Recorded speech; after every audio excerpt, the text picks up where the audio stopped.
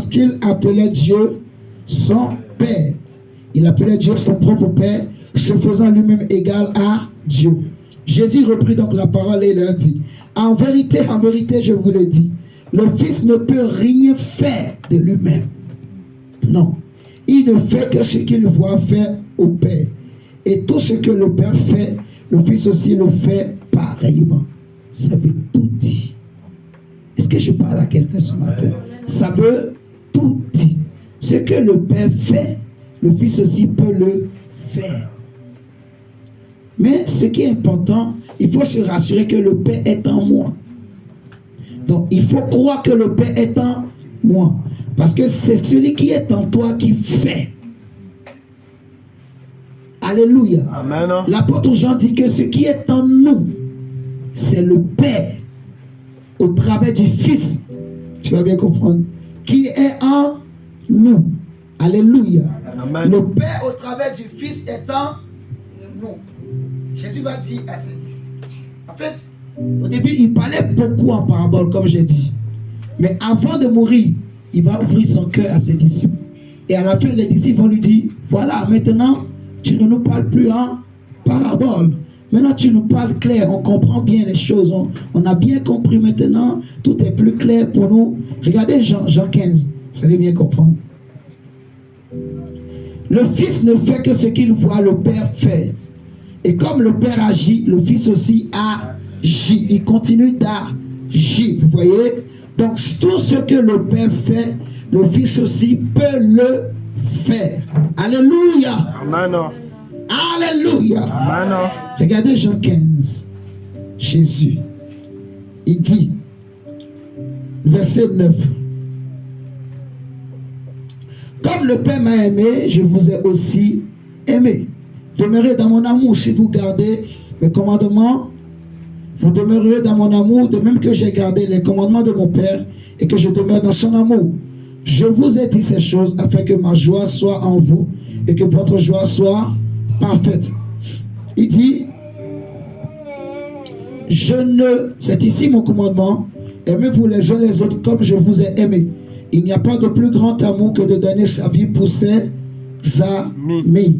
Alléluia. Amen. On va prendre le verset, chapitre 14. Regardez le chapitre 14. Chapitre 14, verset...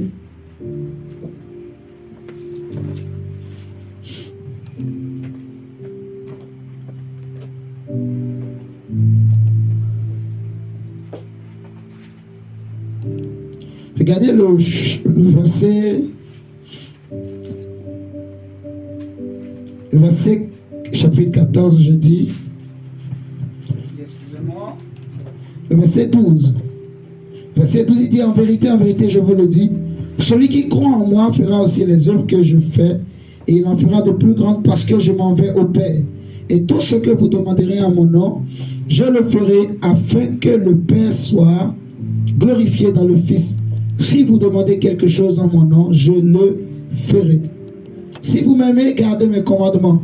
Et moi, je prierai le Père et il vous donnera un autre consolateur, afin qu'il demeure éternellement avec vous.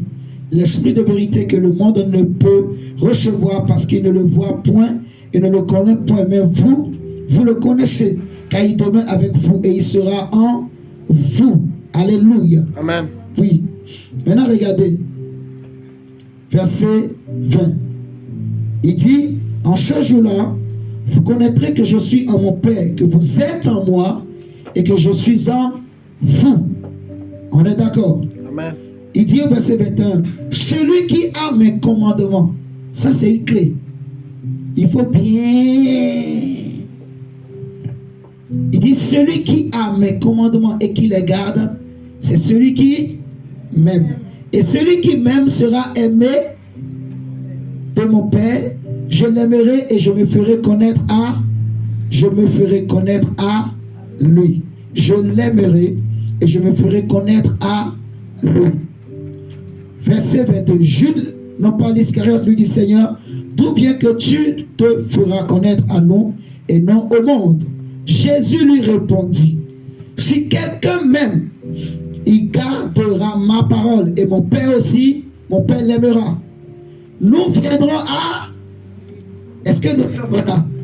Il dit, nous, moi et le Père, nous viendrons à lui. Et nous ferons, et nous ferons notre demeure chez lui. Celui qui ne m'aime pas ne garde point mes paroles. Et la parole que vous entendez n'est pas de moi, mais du Père qui m'a envoyé. C'est clé. Donc celui qui garde mes paroles, je l'aimerai et je me ferai connaître à lui. Celui qui m'aime. Ensuite, celui qui m'aime sera aussi aimé de mon Père. Et moi et mon Père, nous allons l'aimer et nous viendrons, nous ferons notre demeure chez lui. En fait, ce qui fait la différence entre les chrétiens, ceux qui manifestent la foi et ceux qui ne le manifestent pas, c'est ce verset. C'est ces versets. Je suis en train de vous révéler des choses. Vous me comprenez? Ceux qui vivent par la foi et ceux qui ne vivent pas, ceux qui vivent par la foi, c'est ceux qui ont compris la dimension du Père, du Fils et de l'Esprit. Vous voyez? Ceux qui n'arrivent pas à manifester la foi, ils ne comprennent pas la dimension du Père. Parce que c'est le Père qui fait l'œuvre dans le Fils. Alléluia. Amen. Ce n'est plus moi qui vis, c'est Christ qui vit en moi. Or, si Christ vit en moi, le Père est dans le Christ. Et le Christ est dans le Père. Et nous, nous sommes dans le Christ. On a lu tout à l'heure. Alléluia. Jésus dit, je suis en vous, vous êtes en moi, et moi je suis dans le Père. Vous voyez le mélange? Nous sommes en Jésus, Jésus est en nous. Mais Jésus est aussi à la fois dans le Père. Nous ne sommes pas directement dans le Père. Est-ce qu'on comprend? Maintenant, le Père ne vient pas habiter directement en nous. Comme il est dans le Fils, et que le Fils habite en nous, le Père aussi habite en nous. La divinité, ce n'est pas seulement Jésus. Jésus lui-même disait que si vous m'aimez, hein, vous allez être dans la joie de me laisser partir vers mon Père. Vous voulez qu'on le lise? Quand j'ai lu ça, j'ai dit, ah, Seigneur, j'ai réalisé combien il avait besoin du Père, Jésus. Il avait besoin du Père. C'est pour ça qu'il parlait tout le temps du Père, mon Père, mon Père, mon Père, mon Père. Il parlait tout le temps du Père. Il a dit aux disciples, si vous m'aimez vraiment, regardez. On va le lire. Attendez. Hein?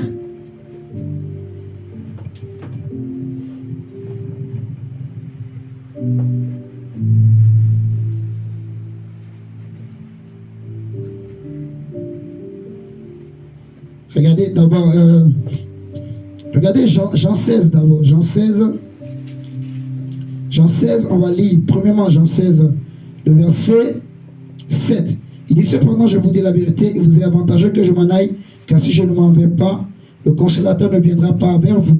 Mais si je m'en vais, je vous l'enverrai, et quand il sera venu, il convaincra le monde en ce qui concerne le péché et tout le reste. Vous connaissez ce texte déjà. Amen. Amen. Ok. Le Seigneur va dire, attendez, je vais vous donner un autre verset qu'on va lire.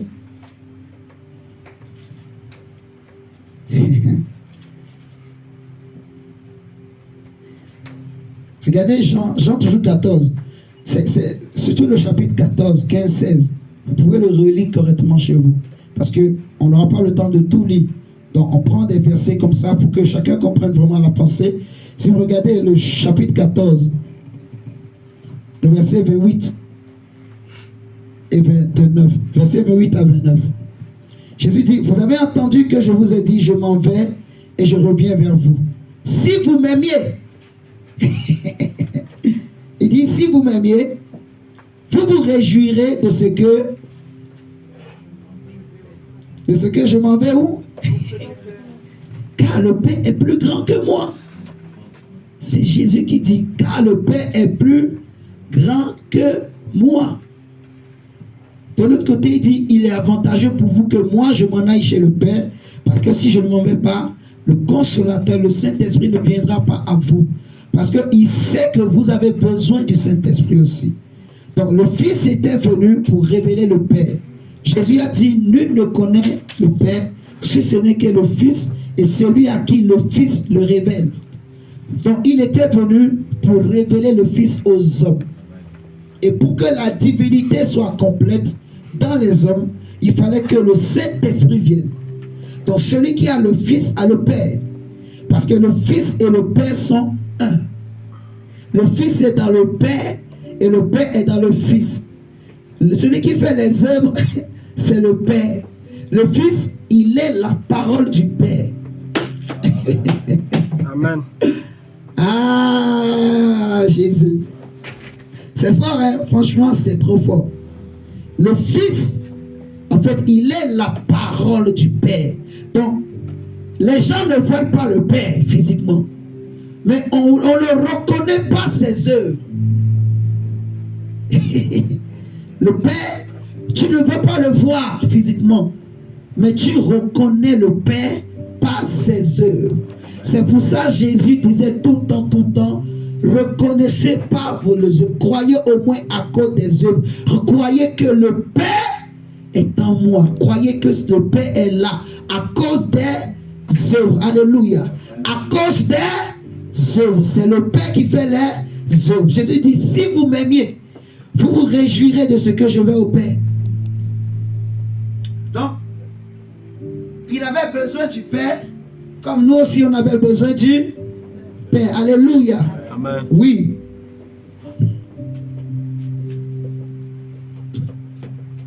Seigneur, merci. Donc, on a besoin du Père. J'ai besoin du Père. Tu as besoin du Père. Nous avons besoin du Père. Tu veux avoir la divinité, la plénitude de la divinité en toi. Commence par aimer vraiment le Père.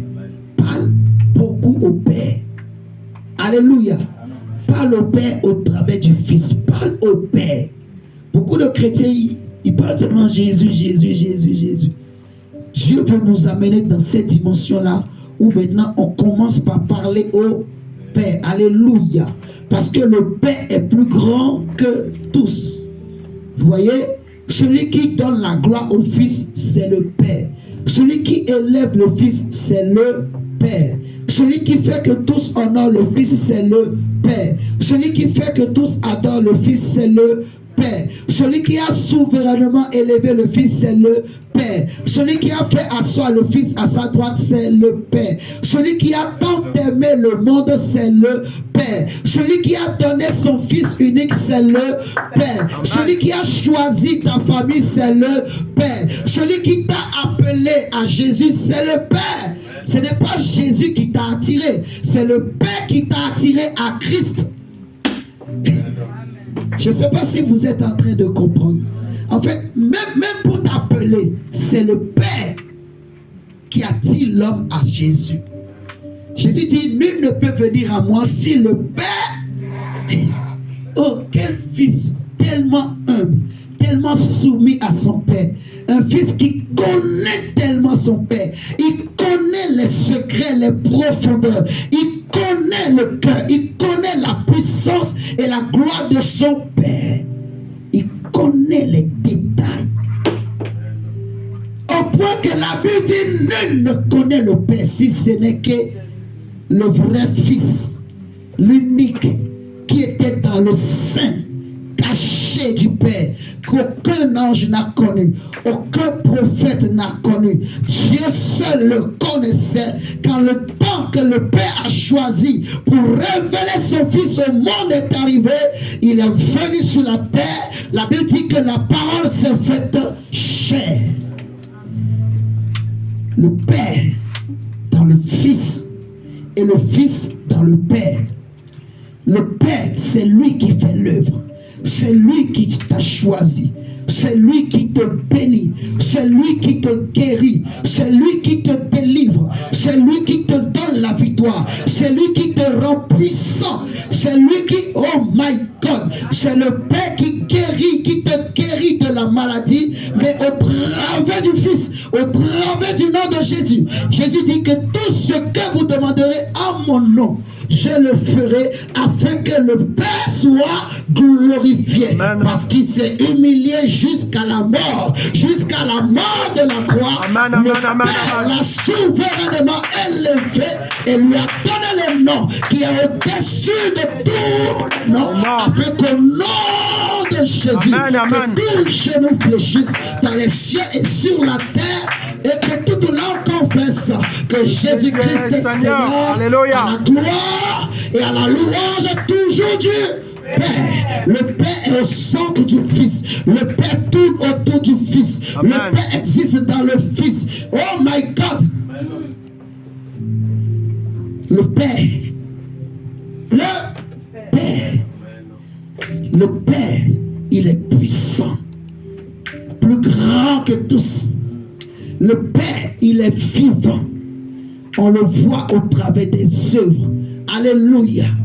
On le reconnaît au travers des œuvres. Et Jésus dit que le Père vous aime. Le Père vous aime parce que vous avez gardé mes commandements, parce que vous avez cru en moi. Mon Père vous aime. Amen. Le Père nous aime et le Père et le Fils viennent habiter en nous. Jésus est son Père. Jésus est son Père. Donc, tu sais, les démons, ils ont peur de ceux qui ont compris la dimension du Père au travers du Fils. C'est eux qui manifestent l'onction, l'autorité. Si tu dis seulement, parce que regardez, les fils de Shkeva, ils ont entendu Jésus. Je te chasse au nom de Jésus que Paul prêche. Rien n'a changé. Les démons posaient la question, qui es-tu? Mais Paul, regardez les écrits de Paul. Paul appelé à être apôtre, non par la volonté des hommes, ni de la part des hommes, mais par la volonté de Dieu le Père et de Jésus-Christ, notre Seigneur. Donc Paul connaissait la dimension du Père, du Fils et du Saint-Esprit. Alléluia. Amen. Donc c'est le Père qui fait les œuvres. Donc il faut travailler la relation avec le Père au travers du Fils. Alléluia. Amen. Donc c'est le Fils qui nous introduit dans la présence du Père. C'est le Fils qui nous amène chez le Père. Alléluia. Est-ce que Jésus est Seigneur? Amen. Levons-nous. Nous allons prier. Seigneur, merci. Seigneur, merci. Je veux prier pour mon frère Amel. Tu es là demain, normalement. Ok. On va faire quelque chose demain. Par la grâce de Dieu. Alléluia. Qui aime le Père? Amen. Ne crains pas, mon frère. Ne crains pas. Peu importe la situation que tu traverses, même dans ta maison, tu vas partir aujourd'hui. Nous allons faire une simple prière, courte prière. Alléluia. Amen. Mais moi, j'ai la foi. J'aime le Père. Et je connais le Père. Alléluia. Tu vas repartir chez toi avec le Père dans ton cœur. Tu vas commencer par parler au Père. S'il y a un problème dans ta maison, le Père va faire l'œuvre au nom du Seigneur Jésus et il va libérer. Est-ce que c'est une maladie qui te dérange, qui dérange ta famille? Est-ce que c'est un problème, c'est une situation, c'est une difficulté, c'est une épreuve, c'est un combat, je ne sais pas quoi? Élève ta main, commence par parler au Père. Dis, Père, je t'accepte, toi et ton fils. Je prie que tu te manifestes, tu agisses en moi. Dis, Père, je t'aime. Commence par aimer le Père. Parle-lui, dis-lui, je t'aime. Dis, Père, je le crois que toi, tu habites en moi, et Christ habite en moi, et le Saint-Esprit habite en moi.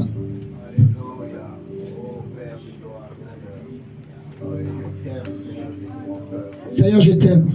Saint-Esprit, nous te disons merci. Alléluia. Alléluia. Alléluia.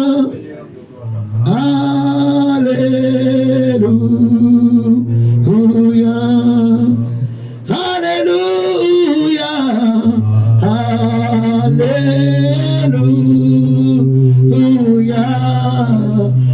Alléluia.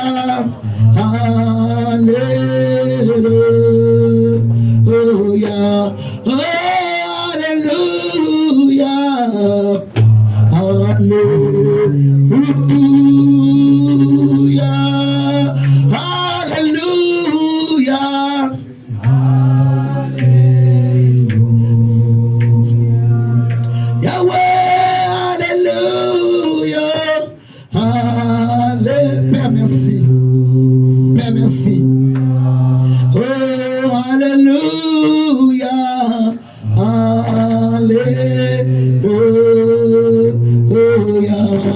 Merci Jésus, merci Jésus, merci Jésus, merci Jésus, merci Jésus, merci Jésus, merci Jésus. Alléluia. Disons merci au Père, merci à Jésus, merci au Saint-Esprit pour ce moment. Et pendant que tu es en train de dire merci à Dieu, Père, je prie pour mon frère, ma soeur, qui est présent en ce lieu ce soir, en cette journée. Seigneur, nous voici à la fin de ce programme. Je prie que, Seigneur, la puissance de ce message, la grâce de ce message, que l'ange, Seigneur, qui est derrière ce message, Seigneur Dieu, au nom de Jésus, bénisse mon frère, ma soeur, bénisse son retour, bénisse ses enfants, bénisse ses mains, bénisse tous ses projets. Seigneur, je bénis au nom du Père, du Fils et du Saint-Esprit. Je bénis au nom de Jésus-Christ, Seigneur, mon frère, ma soeur. Seigneur, je les bénis, éternel des armées. Je prie que, Seigneur Dieu, que l'œuvre du Père soit manifeste dans leur vie, Adonai. Si, Seigneur, il y avait une maladie quelque part, s'il y avait, Seigneur, oh Saint-Esprit, s'il y avait un esprit qui étouffait un frère, qui étouffait une soeur, qui étouffait sa famille, qui étouffait, Seigneur, sa vie, qui étouffait ses affaires, Seigneur, je prie que cet esprit s'en aille au nom de Seigneur Jésus-Christ, Père. Je prie que cet esprit s'en aille dans le nom de Jésus-Christ de Nazareth, Père. Je prie que cet esprit s'en aille dans le nom de Jésus-Christ de Nazareth, Père. Seigneur, merci. Merci, Seigneur, de libérer. Merci, Seigneur, de guérir. Merci, Seigneur, de libérer, de restaurer. Seigneur, sois béni, sois glorifié, sois élevé. Au nom glorieux de Jésus, nous avons ainsi prié. Amen. Nous acclamons le Seigneur. Amen, amen. Amen, amen. Est-ce que tu as été